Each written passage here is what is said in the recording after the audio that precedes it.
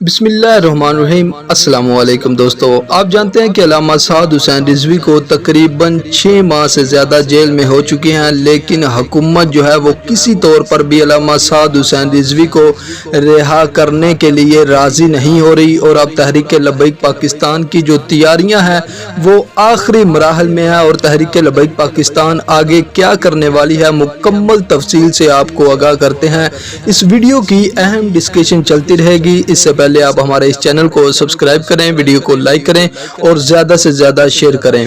جی ناظرین، اگر تحریک لبیک پاکستان کے دھرنے کی بات کی جائے تو ایسا لگ رہا ہے کہ اب تحریک لبیک پاکستان دھرنا دینے جا رہی ہے، کیونکہ آپ نے دیکھا کہ 14 اگست کو نظریہ پاکستان مارچ میں تحریک لبیک پاکستان نے دھرنے کا اشارہ دیا تھا اور کہا تھا کہ ہم زیادہ دیر صبر نہیں کر سکتے، اگر آپ نے علامہ سعد حسین رضوی کو رہا نہ کیا تو ہم دھرنا دے دیں گے۔ اس کے علاوہ اب مفتی منیب الرحمان اور مفتی قاسم فخری صاحب کی ملاقات ہوئی ہے، اور ملاقات میں بھی اس بات پر اتفاق ہوا ہے کہ تحریک لبیک پاکستان مفتی منیب الرحمان کی قیادت میں دوسری جو تمام سنی تنظیمات ہیں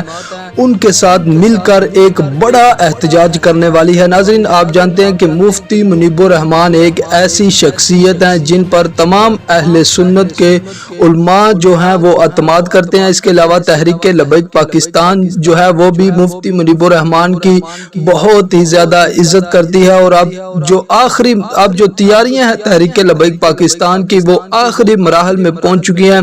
کیونکہ تحریک لبیک پاکستان نے پہلے یہ سوچا تھا کہ عدالتیں جو ہیں وہ علامہ سعد حسین رضوی کی رہائی میں اہم کردار ادا کریں گی، لیکن مسلسل عدالت کی جانب سے بھی جو علامہ سعد حسین رضوی کا کیس ہے اس کو اگنور کیا جا رہا ہے، اور مسلسل جو ہے کیس میں تاخیر سامنے آ رہی ہے، اور اب تحریک لبیک پاکستان کے جو کارکنان ہیں ان کا جو صبر ہے وہ اب جواب دینا شروع ہو گیا ہے۔ اس کے علاوہ جو تحریک لبیک پاکستان کی مجلس شورا ہے انہوں نے بھی اب حکمت عملی جو ہے وہ طے کرنا شروع کر دی ہے، اور آنے والے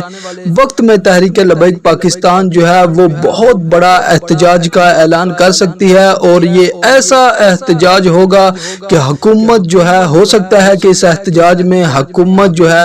وہی چلی جائے۔